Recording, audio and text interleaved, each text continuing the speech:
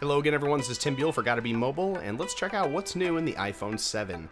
The iPhone 7 was just announced on September 7th, 2016 at Apple's keynote event, and Tim Cook was quick to boast that it was Apple's proudest iPhone creation to date.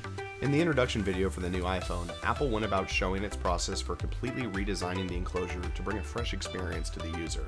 They also created brand new colors for the iPhones, including black, jet black, gold, silver, and of course the more luxurious rose gold. They did remove the space gray color as an option and opted for the new colors. A solid state home button is also a new feature, relying on Apple's haptic feedback engine to deliver notifications and to use the home button. Water and dust resistance was also a huge selling point, as the first water-resistant iPhone is now available.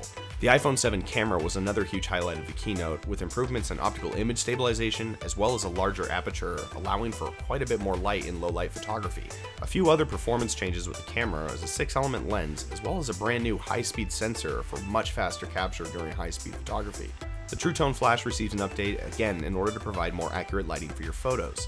They also highlighted their updated image signal processor, which is able to perform over 100 billion operations per photo you snap. Another highlight was the two 12-megapixel cameras on the 7 Plus phones, which will use a wide-angle and telephoto lens to give you two different ways to shoot photos. The telephoto is automatically zoomed 1 times the amount, and then we'll have digital zoom options for 5 times and even 10. A new portrait mode was also revealed for shallow depth of field, trying to emulate the effect you get when shooting with a DSLR camera. Apple also showed off updates to live photos, now with stabilization, editing capabilities, and capture and editing APIs. They also revealed the removal of the analog headphone port and opting for Bluetooth connected headphones or with the included lightning adapter. Apple showed off their wireless AirPods, which will also be available for the iPhone later this year. During the announcement, they mentioned that Apple Pay will now be available for iPhone users in Japan. In terms of performance, the iPhone 7 packs a punch with a 4-core CPU and 2 high-efficiency cores with a performance controller looking to control efficiency for you.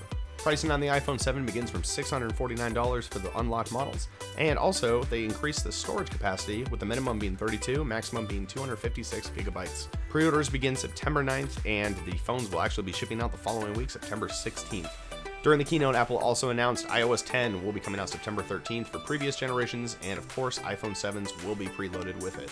After an interesting keynote with plenty of new features to boast about, it'll be interesting to see if this is indeed the best iPhone Apple has ever created.